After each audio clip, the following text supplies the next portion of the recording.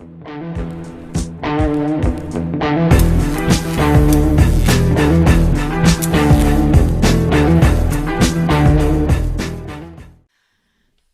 everyone! Sorry for the 1 minute late start. Someone needed some attention. And when I say attention, I don't just mean paying attention to him. If you will take a look at these lovely little flaps here. Uh-oh, you're touching stuff on my computer. If you look at these flaps, they pick up all forms of rocks and dirt and poo and other things. And of course, as I was trying to get started, it was mayhem. Anyway, welcome to Perty Nerdy After Hours, but kind of before hours because I turn into a pumpkin at the crack of evening. Is that a thing? The crack of evening? Hello, welcome, Blade Zeus. How are you? So Perty Nerdy After Hours. Let's get started. I've been trying so hard to whittle this down to just 1 hour, and there's always so much to talk about. I'm always so excited. And here's the thing. I have a new series that I'm going to start talking about, all right? I always start off my show with what's lighting my bulb. Things that kind of inspire me, have me questioning, have me going, things that make you go, But I had a viewer request that I talk about world building, how to world build. And that is such a very broad topic that it immediately made me go, how do I tackle that? And the best way to do that is with a series of how to attack world building, because it is so broad.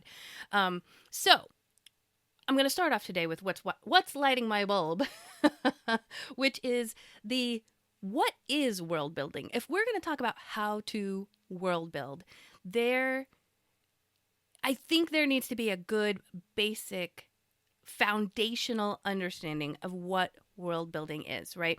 This is the thing that I like to talk about when I do my workshops at conventions, is kind of like, if you can imagine playing with a Lego set, right? If you just get all the big giant bucket of the random Legos and you just kind of start playing with them, and you realize like this little piece with the two, what are we talking about? The two pegs. What are they called? There's a phrase for them for Legos. Anyway, that little piece only does like certain things. You can't make it. I mean, you could totally make a house out of all those things. Will it be harder? Probably. Versus like making sure you grab larger bricks and then you have to attach them and like stagger them so that it's structurally more sound. Like there's all these things to using Legos that you learn by the tactile experience of playing with each individual piece versus, let's say, buying one of those kits where you're going to build the Eiffel Tower out of Legos and you have instructions and you do everything that you're supposed to be doing, but that doesn't necessarily give you an idea of all the other things you could build with it without instructions, right? You want to understand those pieces. Oh, thank you so much. Once you're able to afford it, you can subscribe to your Ko-Fi. Oh, you're so sweet. You know, you can follow. I believe you can follow without having to become a member, so that at least you get my updates, and you'll know when things roll out on my Ko-Fi that are free. Right now, I do have something on my Ko-Fi that's free. I will talk about that when we get to State of the Nerd. All right, so let's talk about what's lighting my bulb. All right, foundational understanding of world building. We're going to start with this. What is world building? I think, I don't know. Boy, see, my brain is already like, it's such a huge topic. Thank you so much. Thank you so much for following. All right. What is world building? All right. It is not, I think it's easier for me to, like, I could probably look up Webster's dictionary, definition. But what I think is most helpful is what it is and what it isn't, in a bunch of different like real world examples and analogies that I think this is kind of when I have certain other writers and authors that I follow, they usually will explain something that I've heard a million times before, but because they've explained it in a different way, it finally clicked. So I'm really hoping that with these analogies that something may click. So let's talk about this. World building is not writing an encyclopedia about your world. It is not throwing that encyclopedia at people and saying, this is a dog. This is what a cat is. This is what this thing is. This is that candlestick over there. Like, you're not, you can do that. But when you are presenting world building to your audience, let's say, that is not what it is. Behind the scenes, for you, the creator, the storyteller, it could be that. It could be that. Now, what you really want to do with world building, the point of world building, is that you are building the illusion of a much larger world, right? I think 9 out of 10 people I talk to that write stories, they don't build their entire world piece by piece, brick by brick. They will build enough that they can get started with their project. And then as the questions arise or as the need arises, they can start building more onto it, right? But it would be a monumental task to build even a small world, the entire world brick by brick. I think that would be a very difficult thing because it's almost like opening up a can of worms. You create one thing. Well, how does that impact the local region, the continent, the world? And from that, it like expands exponentially to, well, these other things that it impacted. Now, how did those things impact? So it's kind of this exponential thing. I feel like it's almost impossible to build 100% of a world piece by piece. So you start with what your audience is actually going to experience. All right. Imagine, let's put this in an analogy. Imagine you visit Paris and then you go on a tour. You want to see Paris. You want to experience Paris. Your tour guide most likely will not just be like, at the dawn of time, this was dirt. And then in 52 BC, it was this. And then the following month, it rained and grass grew. And like the entire history chronologically up to today.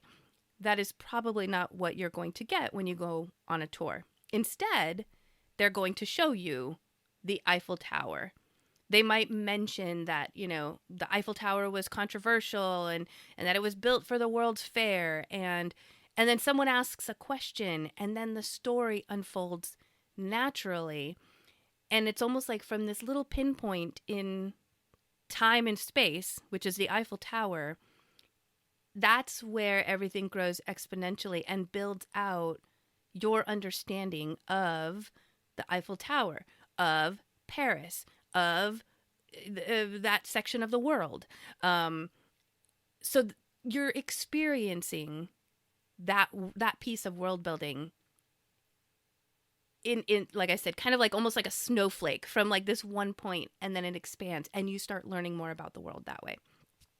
You could also think of it like, this might be aging me, but who here has watched The Joy, it was called The Joy of Painting, right? Bob Ross. Even if you weren't born in that era, you have to know who Bob Ross is. I can't imagine anybody who doesn't know who Bob Ross is and what he did. And like, you've seen a section of that show. But I guess if I have to explain it.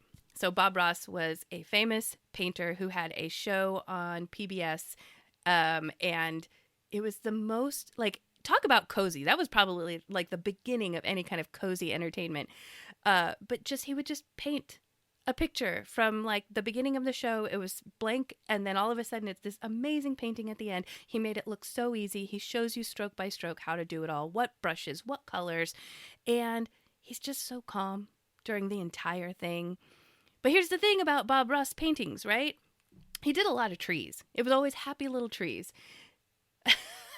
Yeah, he liked to paint trees. And he didn't paint every individual tree on that painting. No.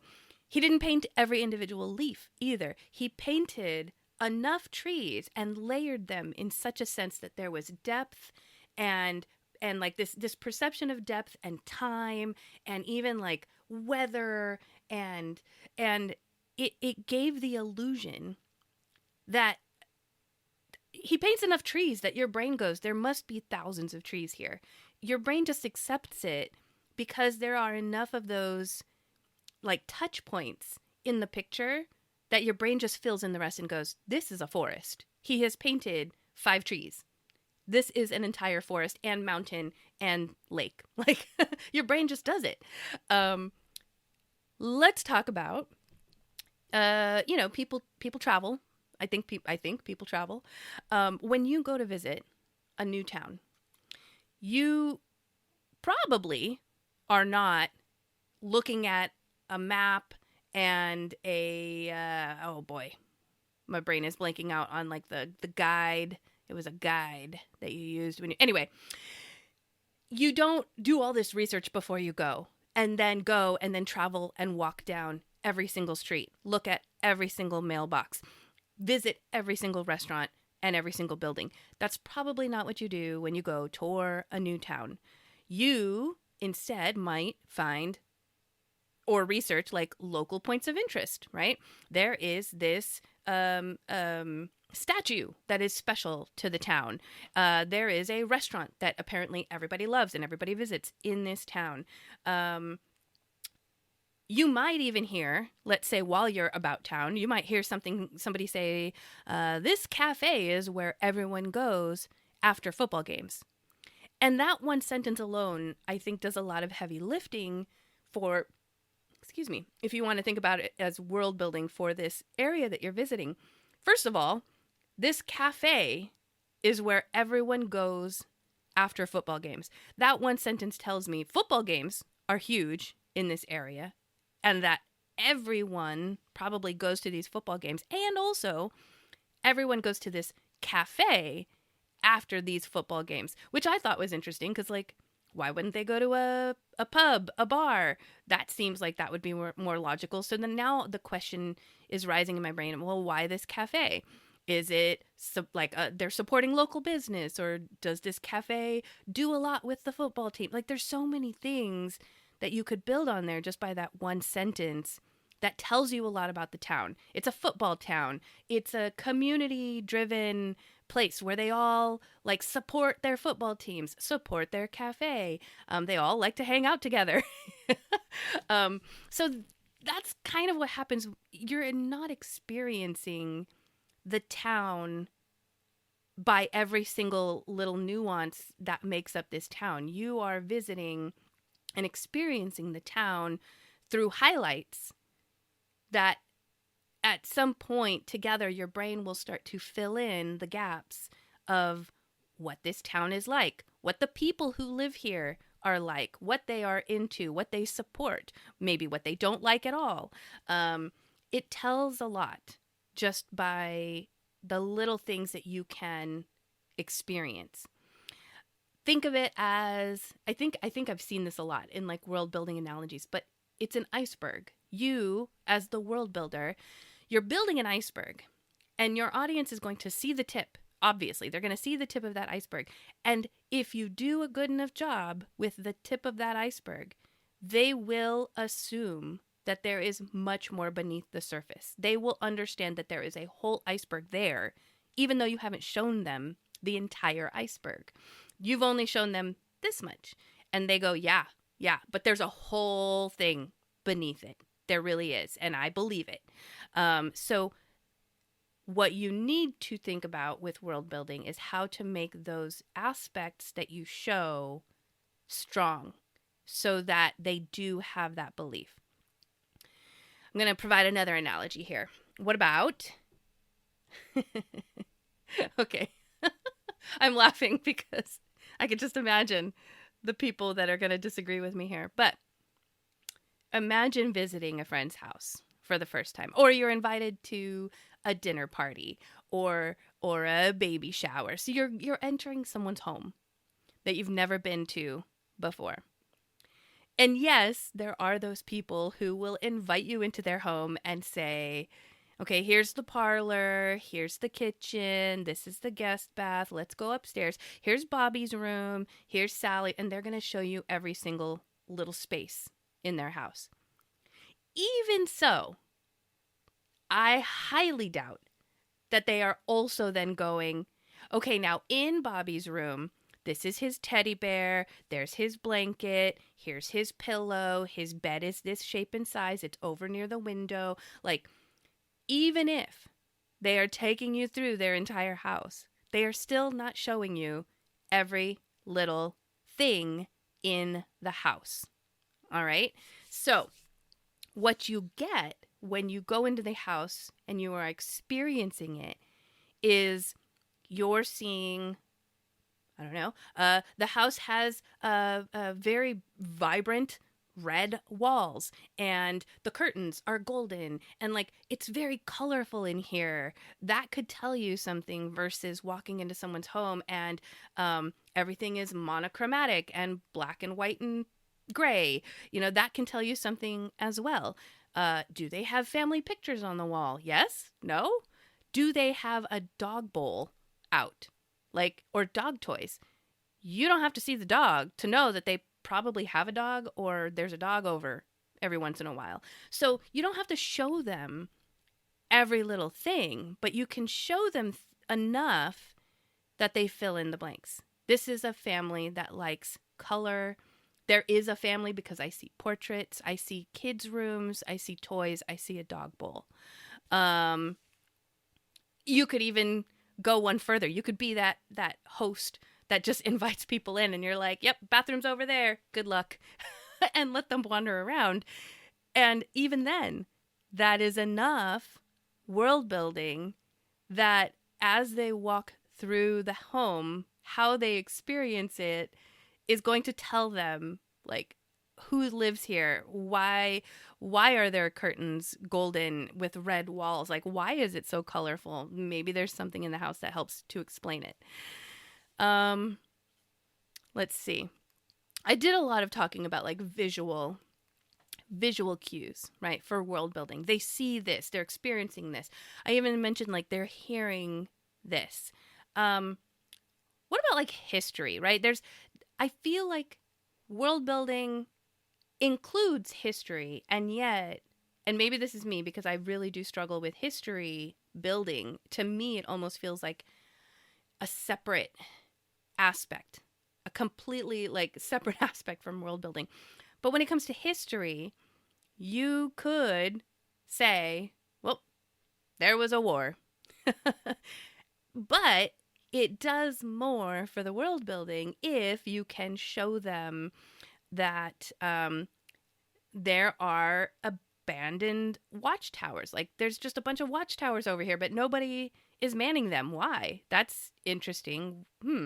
There are statues that seem to be in the middle of nowhere, and they're broken.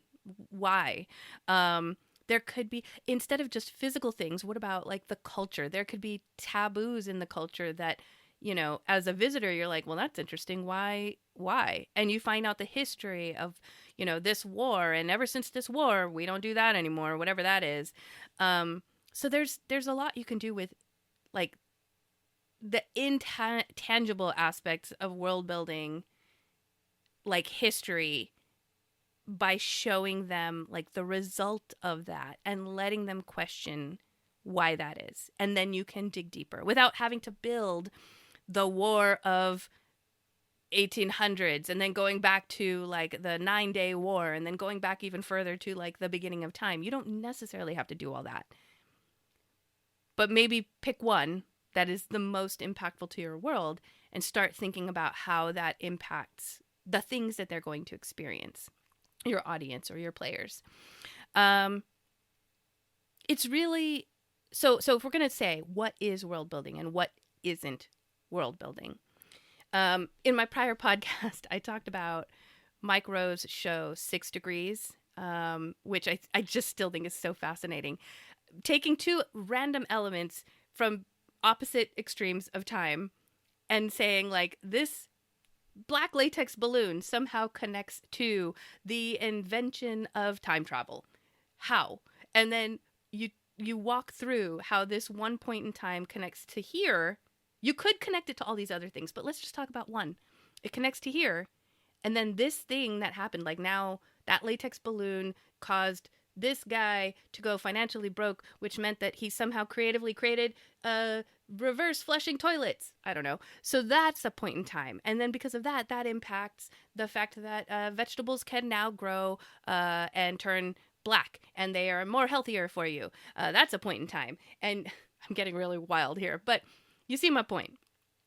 You don't have to build every single point in time, every single place in your world. You just have to build enough of the thing that they will be experiencing, and maybe, find some connections through time, find some points, some what is it? Like the connect the dots, so that they can connect the dots. You create the dots. That's what I'm saying. Yeah.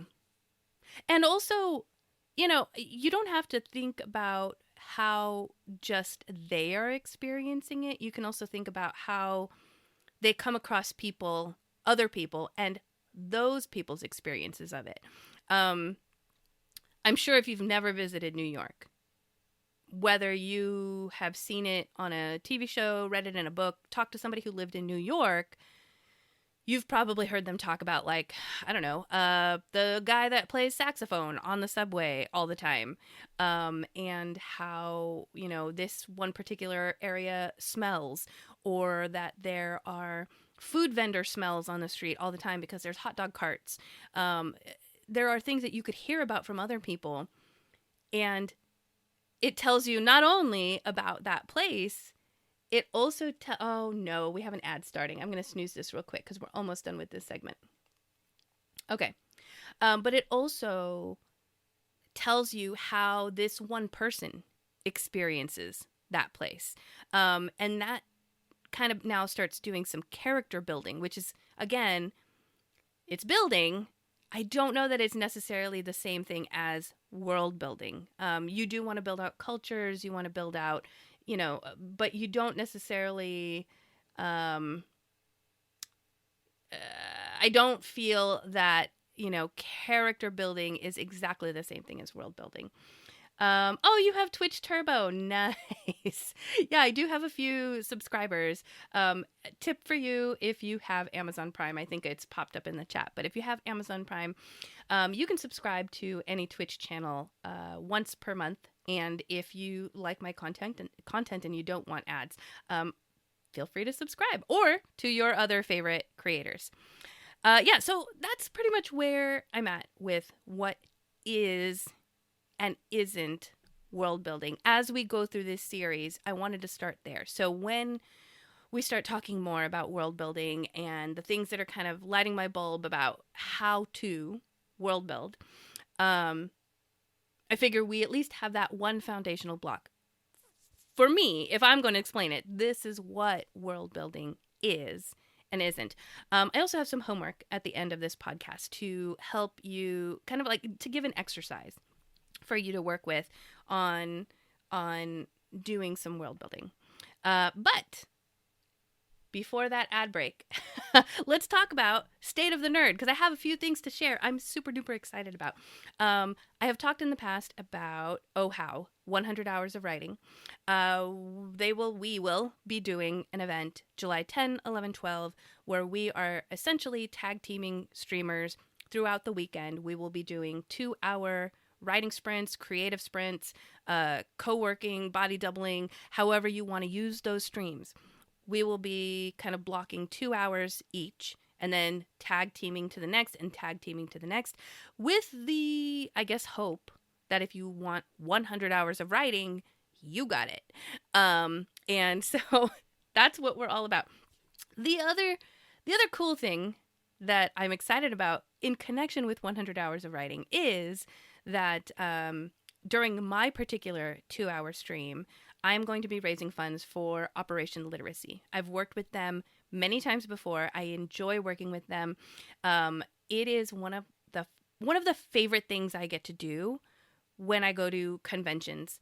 When I work with Operation Literacy, I get to work with like the younger generation of storytellers, and it is so much fun to do a workshop. I did a workshop with them where we got to build like the most epic dragon imaginable. Like we talked about, like let's start with the most epic dragons now. What can we do to make them our own epic dragons? And at the end of that workshop, the kids there just like they had drawings that they were showing me. They had like ideas that they wanted to share with me. And kids are so imaginative, and you can see, I don't know, it's just so rewarding. I love working with them. So Operation Literacy is all about, getting that next generation started as best they can, putting a book in every child's hands. So I truly believe in them. I'm not going to sell it any more than that, other than that during my stream, I'm going to be raising funds for them. So you can catch my stream, my section of Oh How, July 11th. It'll be 7 p.m. Pacific, 7 to 9 p.m. Pacific on July 11th. 7-Eleven, if that helps you, mnemonically, 7-Eleven day. So I will also be on that same weekend running games and sponsoring MagmaCon, virtual MagmaCon, which is a gaming convention. So I'm pretty packed that weekend. If I'm not streaming for Oh How, I am running games and sponsoring MagmaCon that weekend. So tickets are still available. There are still some spots available in my games. Excuse me. We have 1 minute, so I'm going to tell you about the game that I'm running right now because I am having so much fun. It is called Liquid Hot Magma. I say it that way because when FrostCon, which it was virtual FrostCon in January, pitched the idea of MagmaCon in the summer, all I could hear was Dr. Evil saying magma. And so I was inspired to write a game that was Tomb of Horrors meets Austin Powers James Bond. And I am now in my playtesting stages, and it is so much fun. I cannot wait for this to come out into the wide world. So if you want to experience it, go get your MagmaCon tickets right now and go make sure that you register for the games that you want to play. If it's not my games, there are so many other games out there. Gooey Cube is going to be represented there heavily. And there are a bunch of OSR games, Morkborg, Pirateborg, you name it. It's probably there. So go check it out. I'm going to drop the links in the chat while we have an ad. I really do apologize. All right. So let me put these links in here real quick. We're going to talk about 100 hours of writing. Right here. That is 100 hours of writing. You're not going to be able to do MagmaCon because you're volunteering. Okay, no problem. But, if you ever want to play any of the games that I run, I can also send you a link to my server. We do play testing there, quite a bit. And it feels weird to share my Twitch channel in my Twitch channel chat, but I'm doing that anyway. In case it's easier for people to copy links, share links. And here is Operation Literacy. Now, Operation Literacy runs StoryCon. And StoryCon, again, like I said, I enjoy working with Operation Literacy. I really enjoy StoryCon too. StoryCon is not just an author con. It is like if you could roll up a D&D gaming convention and AuthorCon and Comic-Con, like it's all one, and EducatorCon. So StoryCon has an educator track. It also has a teen track and a tween track for young artists, writers who want to learn and start young, but learn how to break into the business. And then we have the standard adult track. So 4 different tracks. And then there's the gaming track, which usually rolls up into the teens and tweens. But we opened it up to adults last year. It went really well. It's expanding. We had Brandon Sanderson there as the what am I thinking of? The keynote. And we're having Brandon Mull next year. We don't quote me, but we might be seeing Brandon Mull's a section of the new movie, the Fablehaven movie. So lots to look forward to for StoryCon. It looks like we're back from the break, or from the ads. So let's move on to Ad-Hoc Hooey. Now that I've given you my state of the nerd, we've got Oh How, we've got my charity stream, we've got Operation Literacy, who I'm raising funds for, and MagmaCon. I didn't put the MagmaCon link in the chat. So there's links for all those things if you want to go check them out. And get your badges now for MagmaCon before games get all booked up. All right, so Ad-Hoc Hooey. The last couple weeks, I did Ad-Hoc Hooey with pirate stuff because I was getting ready to publish a piratey magic item. That last minute got pushed to October. So now I have released a new, it's not a magic item. It's a creature. Is it a firework? Is it a mimic? Don't know, but it is free in my Ko-Fi. So if you are a follower of my Ko-Fi, go check that out as well. I just published it yesterday. It will be free for the month of July. I call it a Fuse Mimicish. It is a mimic that it is a sect of mimics, if you will, that have broken away from the more aggressive mimics and kind of self-domesticated over time, evolved over time to eat fire. And they like to live near civilizations, and so they've kind of become these cute, cuddly, mimic-ish companions that eat fire. So that is free in my Ko-Fi shop right now. So even though we are no longer working on pirate stuff right now, I do want to continue down this avenue we started of world building with Ad-Hoc Hooey for pirates. Question, are you going to be at Genghis Khan next year? That is the plan. I am very excited. I had the best time at Genghis Khan. I will say, of the conventions that I did last year, Genghis Khan was Genghis Khan and StoryCon were back to back, by the way. That was the most mind-blowing month of my life because I had an amazing time at StoryCon and I had an amazing time at Genghis Khan. They are two completely different conventions, and just wow. Yes. So all that to say, I don't think I could miss Genghis Khan ever again, unless, finances or other external situations don't allow me to go. But the plan would be, yes, every year. Gonna go. Oh, look at you. So the differences, okay, I love this. The differences between the text-only version and the other version. So the other version is built through Homebrewery, so it should look like the type of pages you would find in a DM's guide, in a player handbook, that kind of formatting that you expect when you look at TTRPGs.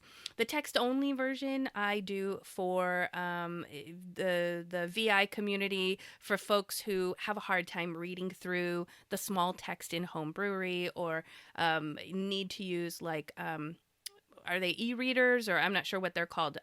So the text-only version is the same exact thing. It is just for a very plain text to make it easier to read through. Thank you for asking that. Your first time to Genghis Khan was this year thanks to some wonderful gooey people. Yes, same. I could not have gotten to Genghis Khan without Gooey Cubes. So I owe them a lot. I love them a lot. Please go check out their stuff. All right, here we go. Ad-Hoc Hooey. Whoa. Okay. What did I roll?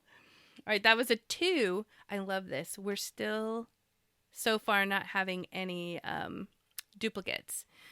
So, the setting, I'm just trying to find a color here that I can use so I can differentiate it. Okay, so the setting this time for our Ad-Hoc Hooey is a naval blockade.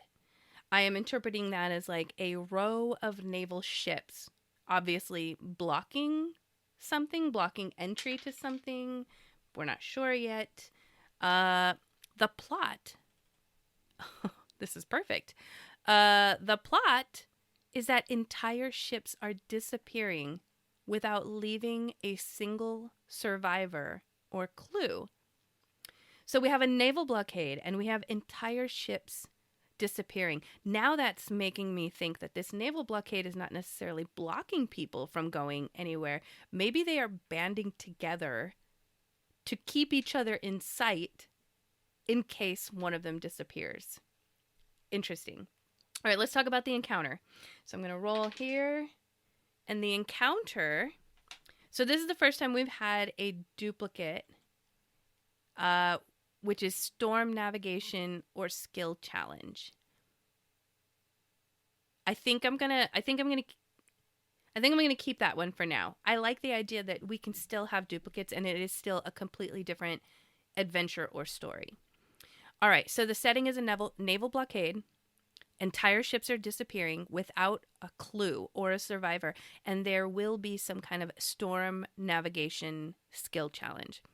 So I can already see that for this adventure or for this story, maybe you let me know if you're interpreting it differently, but I like the idea that these ships aren't blocking anyone from going anywhere.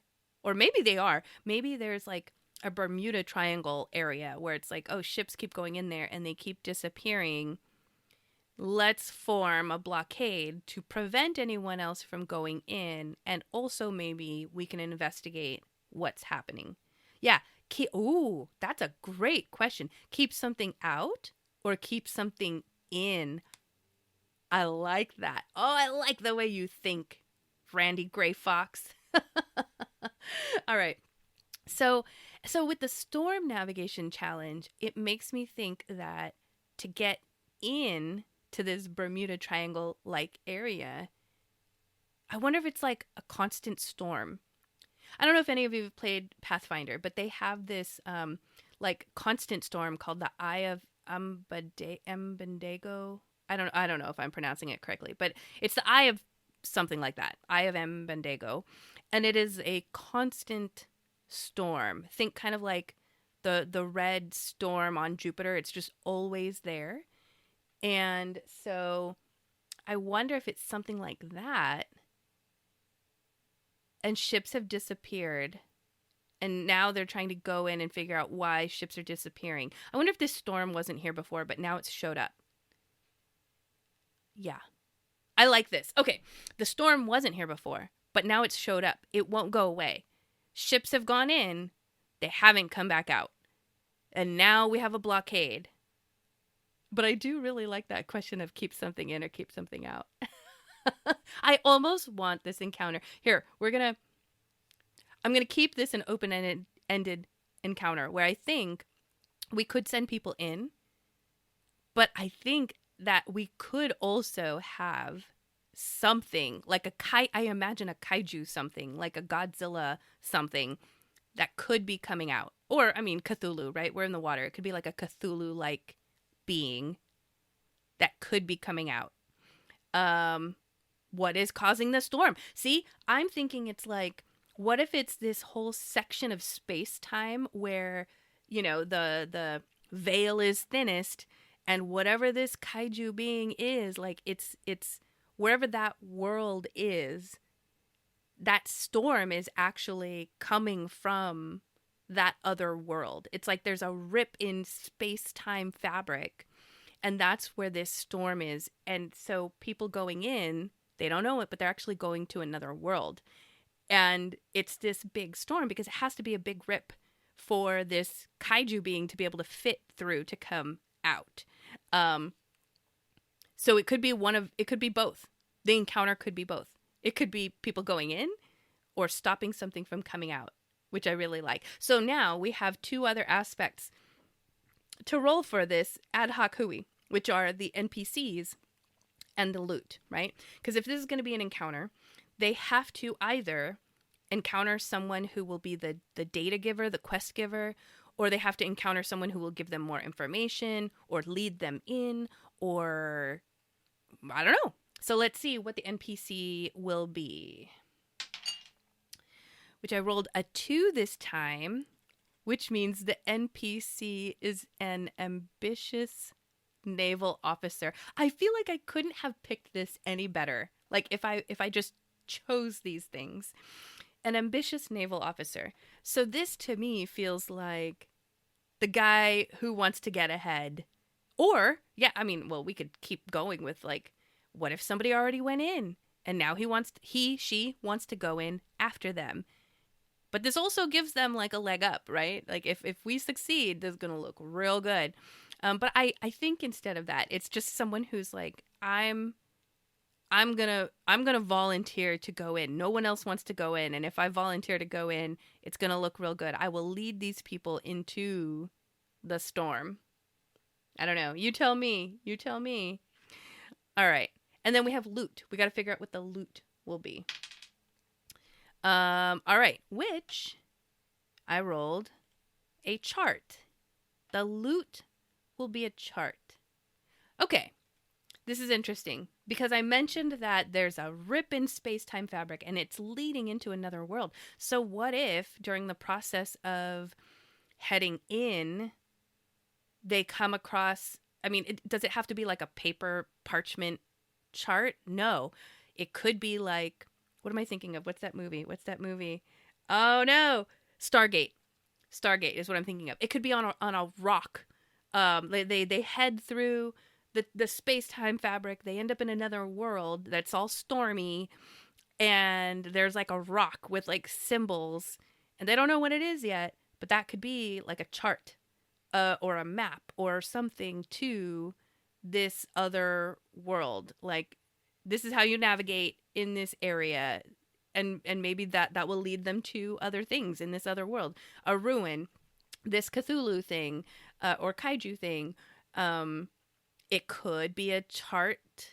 I feel like I'm taking very lax liberty with what a chart is. But I'm thinking like, oh, it could be instructions on like how to seal the gate, right? Like that's what Stargate did. Had all these symbols, and you had like and then like, this is how you open the gate and this is how you close the gate. And it was right near the gate. So it could be something like that. I mean, for the purposes of an adventure, and if you wanted this to only be one encounter, that would probably be the best thing, because then it's a quick end to the adventure. They seal it or they choose not to, but if they seal it, end of adventure, they can move on to the next thing. So I do kind of like that is what the chart is. But it could also be other things. It could be a chart to this unknown land, and how to navigate. What if it's not even a land? What if it's also an ocean, but it's like an otherworldly ocean? Then you have like charts that lead beneath the waters, and that's even more alien. Wow. So many things. I love Ad-Hoc Hooey. So Ad-Hoc Hooey. I forgot to make the sound. I need to record it. Ad-Hoc Hooey. Or maybe if Geeky were here, he would clip that, but all right, we still have so much to talk about. And it's time for the community topic. All right, thank you for participating in Ad-Hoc Hooey. I love that. I think maybe I will do one more of this pirate stuff, and then we'll switch out all the role lists for another series. So if you have any suggestions for an Ad-Hoc Hooey theme, if you will, let me know, because I would love to do that. All right, community topic time. For the last few episodes, I've been talking about how I am going to be writing my first lit RPG.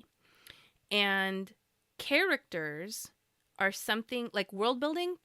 I could world build all day. Settings and plots, I could do it. Somebody clipped it. Thank you. Thank you so much, Blade Zeus. I can world build settings and plots and everything.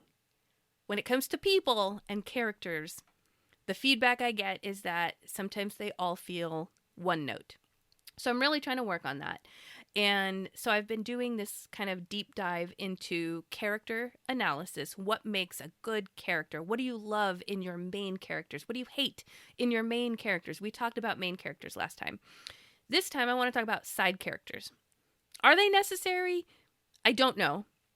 And I wanted to take a look at what my top 3 side characters are.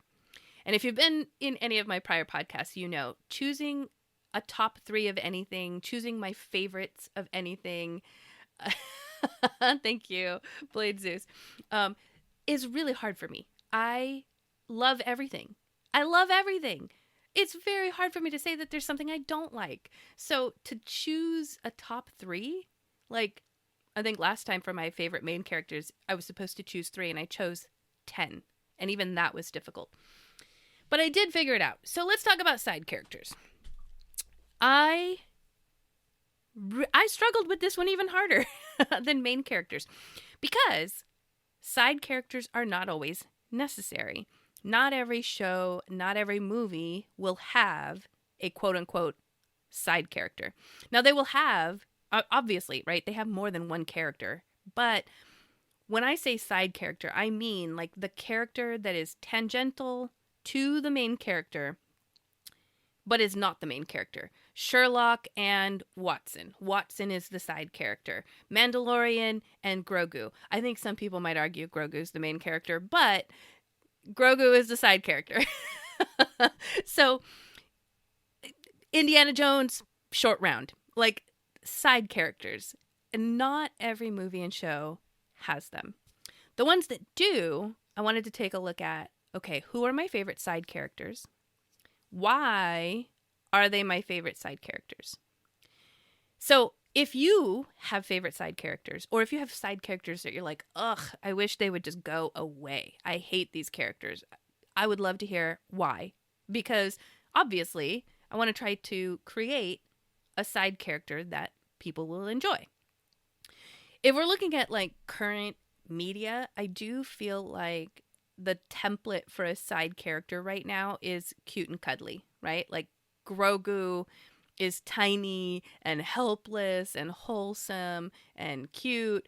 And like, if you look at a lot of other media today, I feel like that's what you see.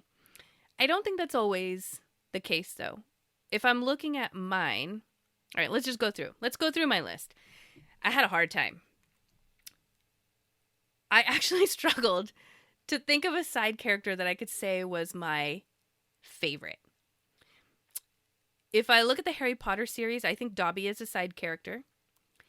And while I can't say he's my favorite, I really enjoyed him. I mean, I could not say like Hermione. Like Hermione, I think is a main character. I think Harry, Hermione, oh no, and Ron. I remembered him.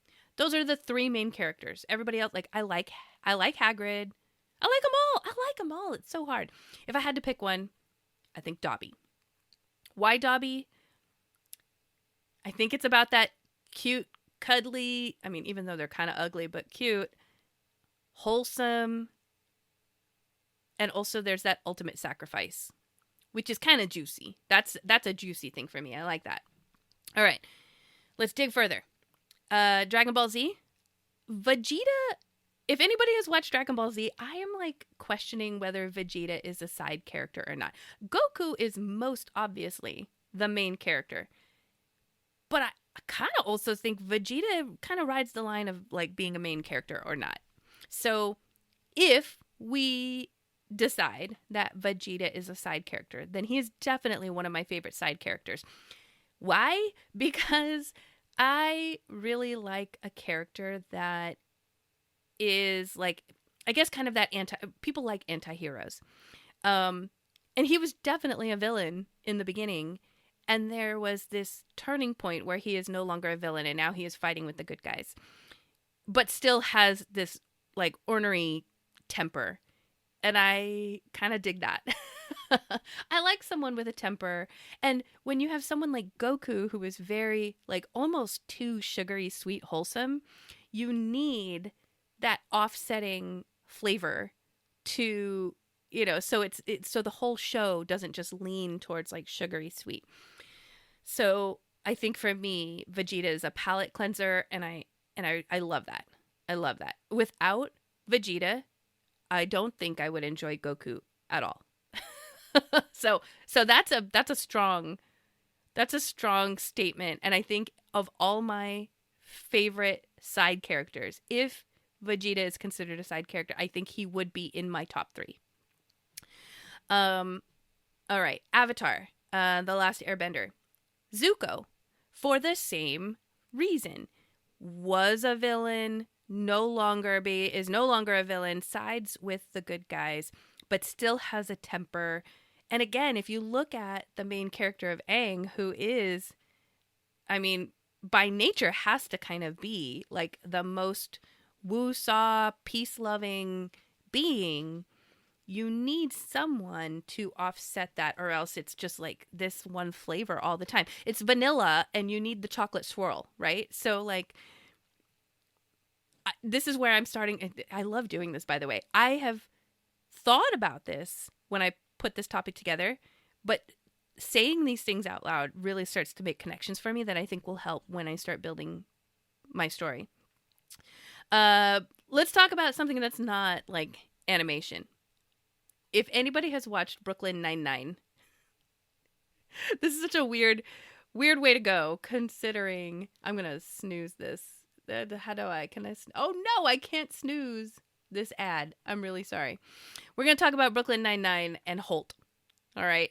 If you are a Brooklyn Nine-Nine fan, Holt is my favorite. And is he a side character?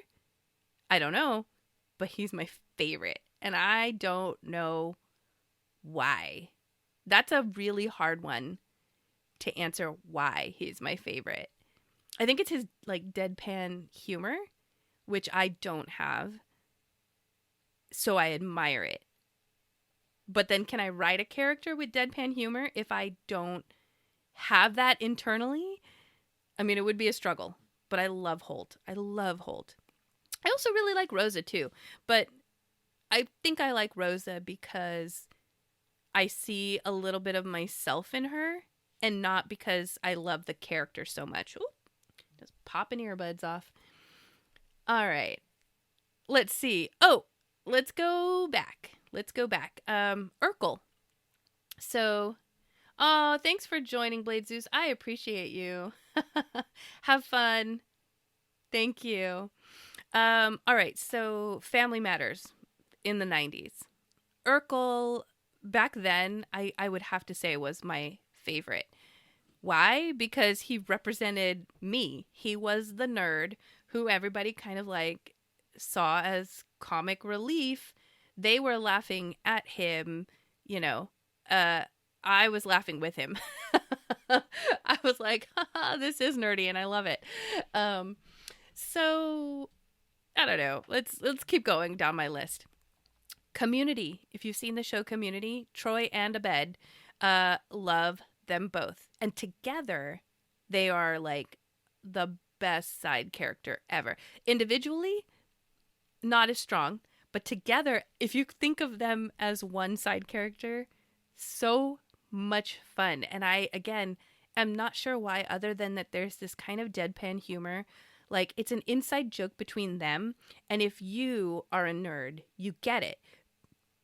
Or if you are neurospicy, you get it. But outside of that, it's, I don't know. Maybe I'm making weird connections. All right. Stranger Things. I was trying to look at all these, like, the big franchises to figure this out. Steve from Stranger Things. I really love Steve. And again, I think that goes back to the wholesome thing. You have a very dark show with dark things happening. And amidst all that, you have this, I guess he's supposed to be kind of billed as like the hot guy who you would expect to be a douchebag. And instead, he is kind of this wholesome, like, babysitter figure. So it's that unexpected twist, and it's that offsetting flavor from whatever is happening in the main story with the main character. So these are all things I think I'm going to keep in mind as I build my main character and my side characters. What else? Negan. All right. If you watch Walking Dead, when I was doing research, they build Negan as a side character. I actually don't agree with that. Negan is a villain, and if anything, like, I mean, not a main character, but a main villain.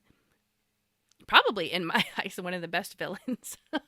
So I don't know that I can count Negan as a side character. Now, when Negan turns, spoilers, sorry, question mark when he turns, I think then he does kind of become a side character. And I actually lost a little interest in him, actually, when that happened. So I don't know what to think about that. I don't know what to think about that yet. I think maybe I struggle with it because I just don't see him as a side character. You know what's funny? Okay, so I did a search on the top movie franchises, show franchises. And with each one, I actually struggled to find a good side character. Okay, so and what I mean by this is like the Avengers, Harry Potter, all these, main franchises have ensemble casts. And when you have an ensemble cast, it feels more like you have a group of lead characters. And then who are the side characters? Like, there are tertiary characters always. But I would not just, if I don't consider that every other character who isn't a main character is a side character. That's not the same thing. So I found it to be very interesting that of the top franchises, I found there to be no side characters. Which now has me questioning, like, should I even bother with a side character? If I'm aiming, let's say, to be a top franchise, do I even add a side character? I'm still going to go back to Mandalorian and Grogu. People love Grogu. I think that's a main franchise. I don't know. What a way to just look at this and analyze. That's a word. I'm making it a word. Yeah. I don't know. So I would love to hear your thoughts. This is the community topic. This is not me saying this is what it is. Here's my advice. This is not it. The community topic is let's open up a discussion because I've told you my thoughts. I want to hear your thoughts because I'm just not sure where I land on side characters. Are they necessary? What is it and what makes a good side character? Let's go back to the whole premise of this is my top 3. Of the ones that I listed. This is so hard. Of the ones that I listed, if we're considering Vegeta a side character, Vegeta is in the top 3. Zuko is in the top 3. So that's 2 out of 3. And those 2 are very similar to each other. And I think if I had to pick a third, which absolutely has nothing to do with anything, it's Holt. It just makes no sense to me. So they are very different genres, though, if you think about it, right? Brooklyn Nine-Nine is a very different genre than Harry Potter and Dragon Ball Z, which are very fantastical.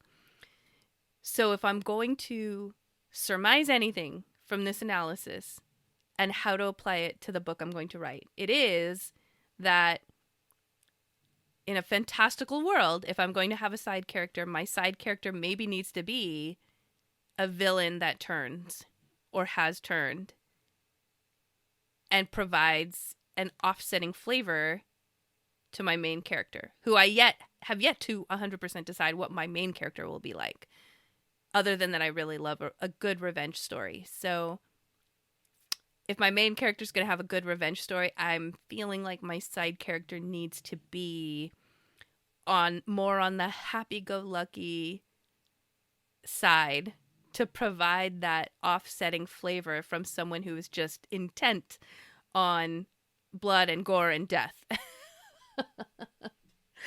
has been a very interesting analysis. I love that I do this, and I hope you all are seeing the aha moments happening live. All right, so let's get to the homework. We talked about how to world building and what is and what isn't world building. So for the homework, my encouragement of the day for today would be to describe a location using only what the 5 senses reveal. You're not explaining history. You're not explaining lore. You're not opening up. I could say words. You're not opening up an encyclopedia. You are putting a person. It's like Google Maps, right? You take that little person and you just pick them up and plop them down somewhere in your world, and then describe what they see, hear. Are they tasting anything in the air? Are they smelling anything? What other senses? see, hear, taste, touch. I don't know. I feel like I'm missing one. Anyway, you know what they are. You can Google them. But describe what they are experiencing that tells them about where they are. That is your encouragement for the day. Next week, we'll dig more into world building. I think we will continue with even more pirates because I'm enjoying this. And then the community topic, which I have yet to figure out, but it's got to be something about characters, more character analysis as I try to figure out my characters. Actually, I think I might have an idea already. I might have an idea already. All right. I appreciate you all. Thank you for joining my podcast. I appreciate you. Have a wonderful day. Normally, I would be moving off of this into a writing stream. I am not going to do that today because I have to go take my son's car to DMV and all the things. Life happens. But I appreciate you. You can catch me on Tuesdays, Wednesdays, Thursdays with a writing stream at about this time. And then on Fridays will be my podcast at this time, usually followed by another writing stream. Take care, everyone. I hope you have a happy 4th of July, Independence Day, weekend, whatever it is for you. And I will see you again on Tuesday. I appreciate you all.